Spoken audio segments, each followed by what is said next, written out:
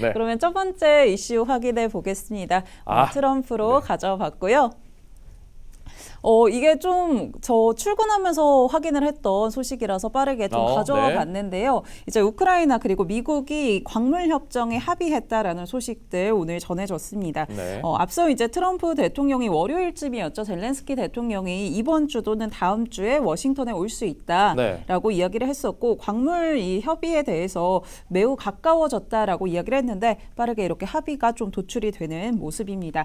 그리고 젤렌스키 대통령이 이제 미국에 방문하는 일정도 좀 구체적으로 나왔는데요. 네, 내일 이제 좀 출국을 한다라고 전해졌고요. 네. 금요일에 트럼프 대통령이랑 만난다라는 소식이 있었는데 그러면서 시장은 아무래도 금요일에 좀 서명에 이르지 않을까라고 보고 있습니다. 그러면 우크라이나는 뭘 얻게 되는 겁니까?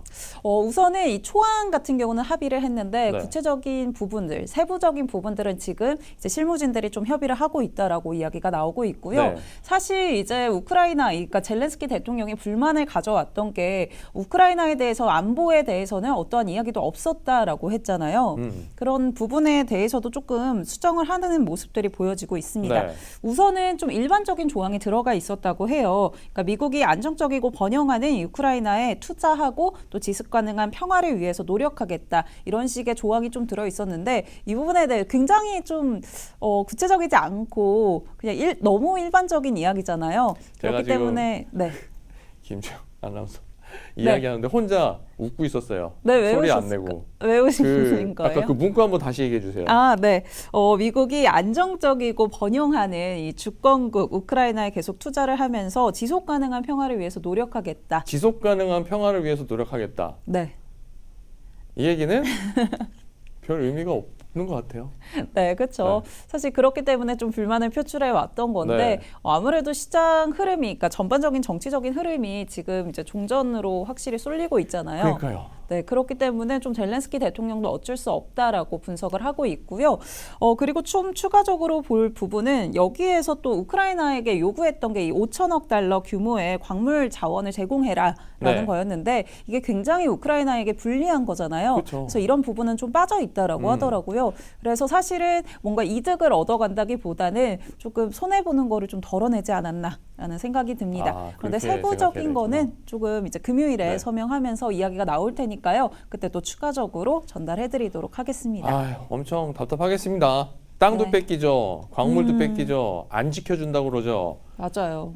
뭐 그래도 다만 이제 어제 전해드린 게 광물협정, 이런 네. 평화협정에 협의를 하게 되면은 평화유지구는 좀 계속 배치하겠다. 뭐 이런. 재밌는 게 네. 평화유지국은 또 유럽으로 보내는 거잖아요. 맞아요. 미국은 안 보낸다고 그러면은, 그랬어요. 네, 유럽이 계속 이제 방위를 하는 거기 때문에 그래도 이 부분에 대해서는 좀 긍정적으로 보지 않나. 네, 이렇게 생각이 듭니다. 답답하네요. 그래도 조금 더 이 종전에 확실히 더 급물살이 타지 않을까라는 생각도 들고요. 관련 소식들 꾸준히 보내드리도록 알겠습니다. 하겠습니다. 근데 사실 제가 매일 우크라이나 이야기를 하다 보니까 이제는 빨리 좀 끝났으면 좋겠다. 다른 이슈들도 좀 네, 전달해드리고 싶어서 얼른 개인적으로는 끝이 났으면 좀 좋겠네요. 비상장 인간님이 이 시간에 매일 트럼프를 만날 수 있는 방송. 매일 아침마다 출근하면서 만나고 있습니다. 저도. 네. 네, 그리고 다음 소식들도 좀 있는데요. 푸틴 관련 소식들도 좀 있어서 네. 러시아 관련 소식 가져와 봤습니다. 이제 다음 달이죠. 3월 12일부터 이 트럼프 대통령이 행정명령에 서명한 부분 수입산 철강과 알루미늄에 25% 관세 부과하겠다라고 예고를 했었잖아요. 네. 그런데 러시아 관련해서 조금은 긍정적인 이야기들이 있었습니다. 간밤에 보도가 있었는데요. 미국 시장에 200만 톤의 알루미늄을 공급할 준비가 되어 있고 이를 통해서 가격이 안정될 것이다라는 이런 보도들이 좀 나왔습니다. 야, 네. 대박이네 이거. 많이 엄청난 규모잖아요. 그리고 또 사실 이제 이런 철강이나 알루미늄 관해서 좀 계속 우려가 있었던 네. 상황이기 때문에 이렇게 실제로 공급이 된다면은 좀 인플레이션이라던가 이런 우려도 조금 나아지지 않을까라는 생각도 듭니다. 캐나다 관세 그냥 때리겠네요. 아무래도 캐나다가 알루미늄 많이 캐나다에서 네. 대부분 가져오는데 맞습니다. 캐나다 거 니네 관세 때리고 안 써. 우리 러시아에서 갖다 쓸 거야. 이렇게 되는 거잖아요. 지금 그림이. 그러니까 당장 또 다음 주에 관련 일정이 있잖아요. 그렇기 때문에 좀 주목을 계속 해보셔야 될 것 같고요. 굉장히 엄청나네. 푸틴이 우호적으로 나오는 모습이죠. 네네. 네, 이런 소식들이 있었고 또 좀 직전에 이런 보도들도 있어서 한번 가져와 봤습니다. 구리 관련해서도 관세 부과하는 거 고려하고 있다라고 전해졌는데요.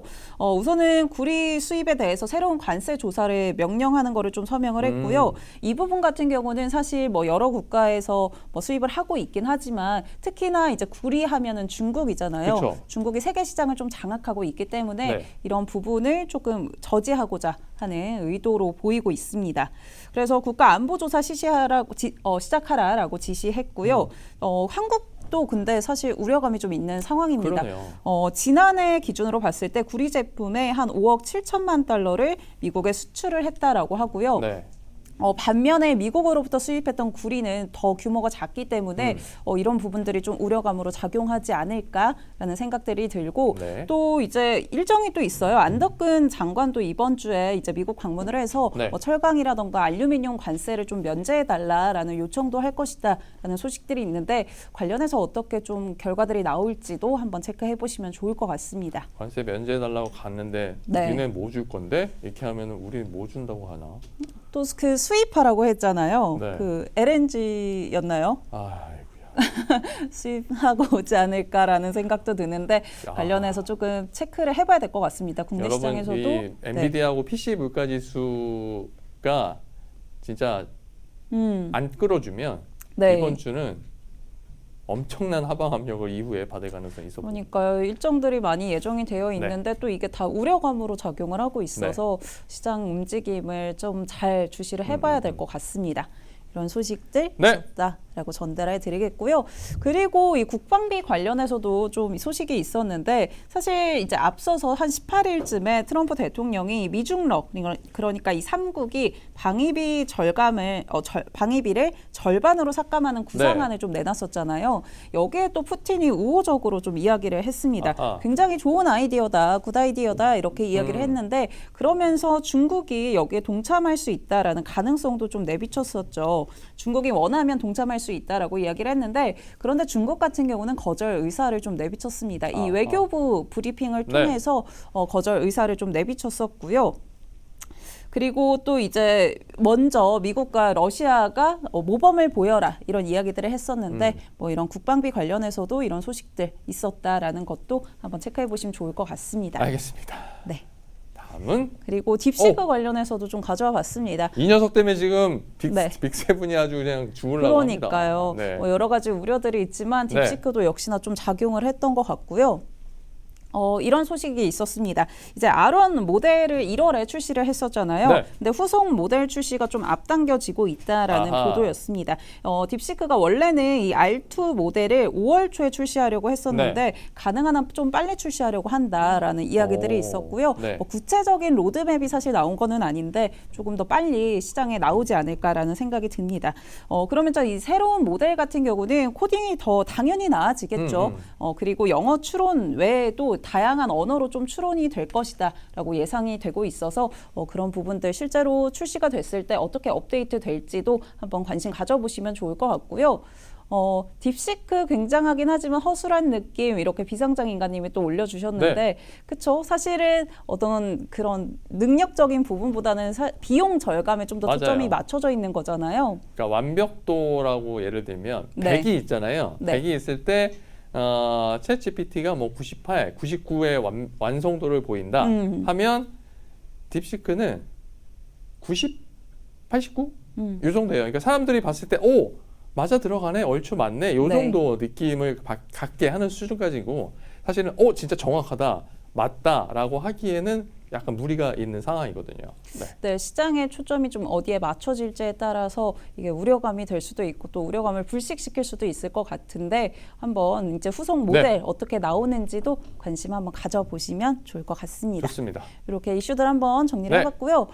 마지막으로 이거 간단하게 살펴보면 좋을 것 같은데 이제 앞서서 아메리카 만으로 이름을 바꿨죠. 멕시코 만을. 이때 AP통신이 여기에 대해서 좀 우리는 그렇게 부르지 않겠다라고 이야기를 하면서 트럼프 트럼프 대통령이 그러면 우리가 하는 이벤트에 너네 참석 못한다라고 한번 이제 명령을 네, 내렸는데 네. 그 부분에 대해서 이제 법원 측의 연방 판사 측에서도 이 접근 권한을 일시적으로 복원하는 거를 좀 거부했다라는 이야기들이 있었습니다. 그러니까 에이포스원이라던가 뭐 이런 사무실에 좀 접근을 못하게 네. 그렇게 좀 이야기가 나오고 있는 상황이고요. 그래서 이거 그냥 간단하게 살펴보시면 좋을 것 같아서 한번 가져와 봤습니다. 그걸 또 CNN이 포스팅을 했네요. 네.